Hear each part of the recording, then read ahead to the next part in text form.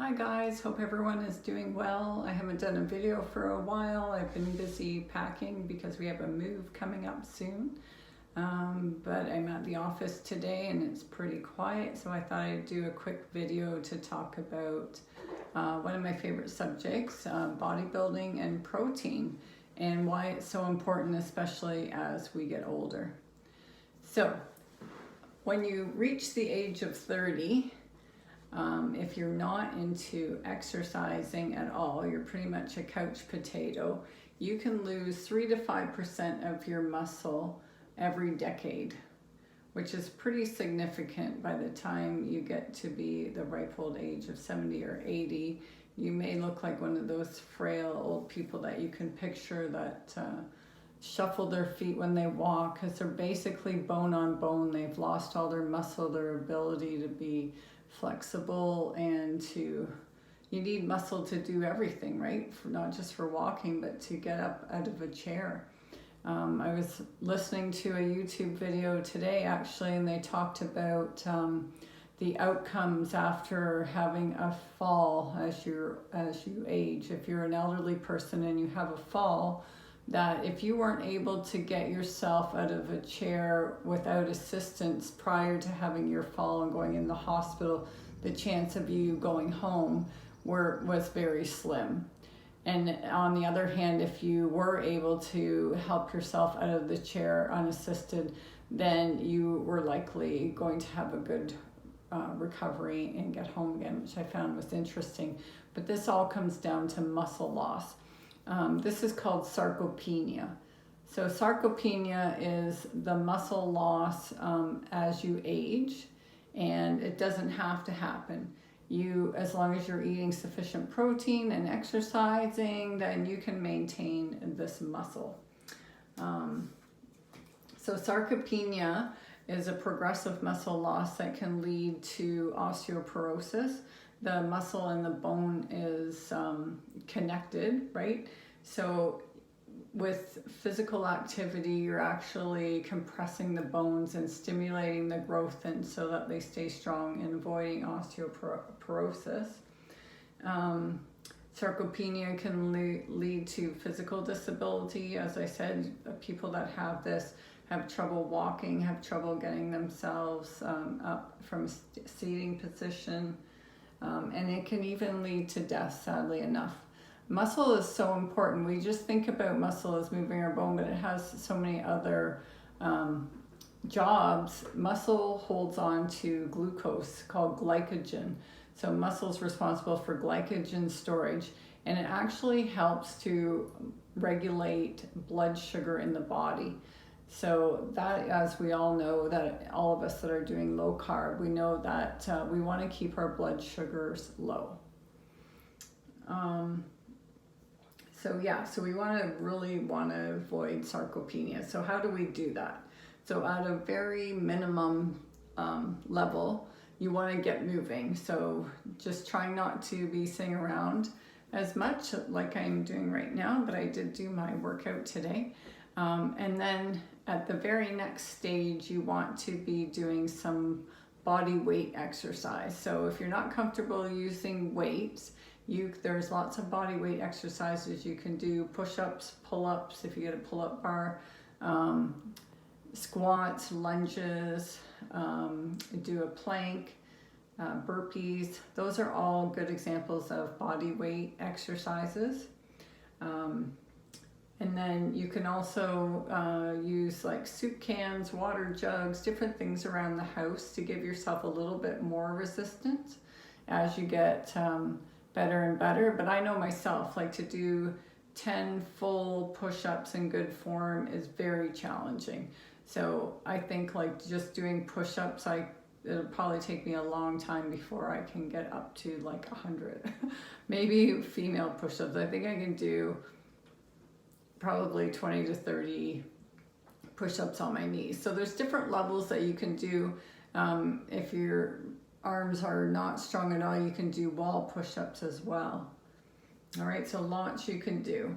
Other things that you want to do to maintain your muscle as you get older is make sure you're getting lots of vitamin D. So some of us that live in northern climates, like Canada and the northern United States, may need to take vitamin D as a supplement. But it's best if you can get out in the sunshine every day. So even like 10-15 minute walk in the morning in the winter time, getting that sun on your face will be hugely beneficial. And then taking the vitamin D supplement if you need it. I always recommend getting your levels checked so you know where you're at, and then supplement accordingly. Your doctor will help you. Getting enough sleep is really important for maintaining muscle. And I know I love my sleep, and I'm a good sleeper. I sleep at least 8 hours every night unless I'm interrupted by my dog, who's been sick lately. And limiting alcohol. It's fine to enjoy your glass of wine, but you don't want to be drinking every night. That has been shown to decrease your muscle retention. And last but not least, bodybuilding.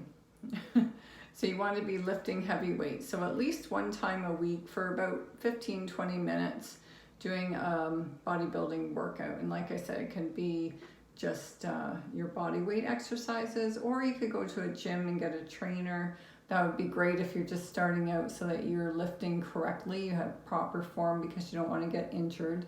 So when you're starting out, use lighter weights until you get used to the form.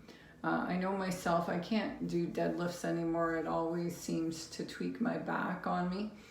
So I've given up doing deadlifts. So stick with some of the traditional exercises in the gym, the leg lifts, the squats, the lunges, and bench presses, curls, all those traditional ones. But you might want to be careful, like I said, with like deadlifts if you have a bad back. I know that's not a great one for myself. So doing that just one time a week, you should notice a difference. But if you really enjoy it, then go for it and do it 2-3 times a week. And make sure you're having enough protein. So you want to make sure you're having 20 to 30 grams of protein at each meal during the day. So if you're having 3 meals a day, about 20 grams of protein or 30 grams of protein is likely sufficient. If you're only eating 2 meals a day, which is what I typically do, then I aim to get at least 30 grams of protein in a meal. If you are eating vegetarian, then you may want to look at supplementing leucine. You need about 2.6 grams of leucine to stimulate protein synthesis, and this is kind of across the board for men and women. You need that 2.6 grams of leucine load. You can find leucine in BCAAs, which is branched chain amino acids, that you can get at your health food store or your wherever you buy your protein powder.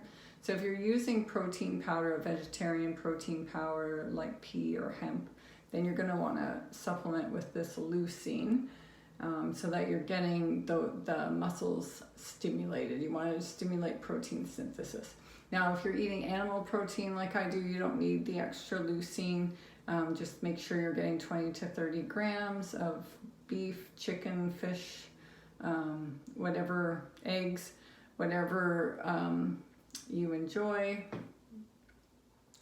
Let me see what else.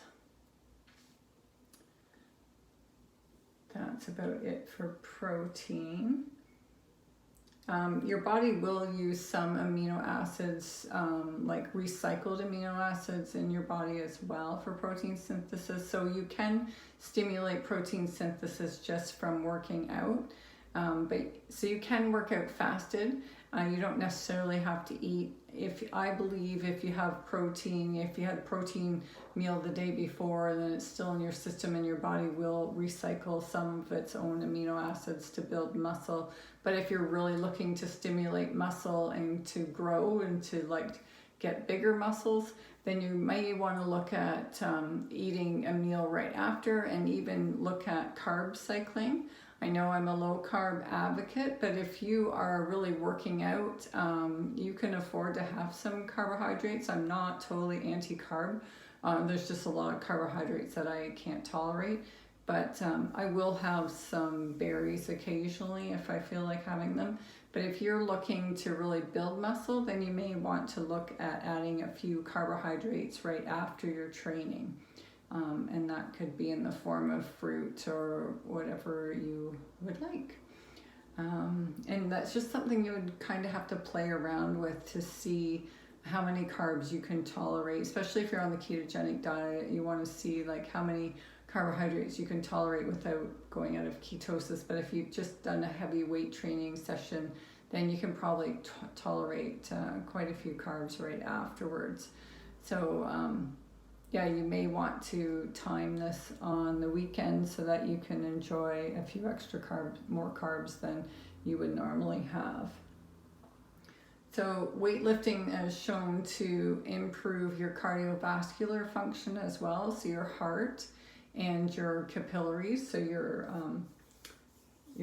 micro circulation, which is really important as you get older as well. And that has shown to help prevent dementia and Alzheimer's. And I had already said it decreases your risk of osteoporosis. Anything that's kind of compression is good. So jumping, running, jogging, even walking, it's all good to help prevent osteoporosis. But as I said, bodybuilding is as well. And if you are older or you have an injury and you have never lifted weights and you're hesitant to lift weights, like I said, you can start with very small weights and do time under tension. So that means you're going to do the movements very slowly and methodically, and that amount of time that the muscle is under tension, so time under tension, will help to build the muscle. So you don't have to work out hard. You don't have to lift heavy weights. You can take it very slowly and gently and still stimulate muscle to prevent muscle loss. So that is our overall goal. There's also other things you can do. So if you find a good trainer or a doctor or a physiotherapist, they can help you with different techniques. There's something called blood flow restriction, where they would put bands on your arms, and you can do it on your legs prior to exercising, and that can help with muscle growth as well. And you don't have to lift as heavy. You only have to lift about 20% of what you actually can lift to help stimulate the muscle. And the blood flow is still coming in, but it's restricting the venous flow, and it's helping to build up some lactic acid and other enzymes, etc., that help stimulate that muscle growth. So there's lots you can do as an aging person who's trying to maintain muscle loss.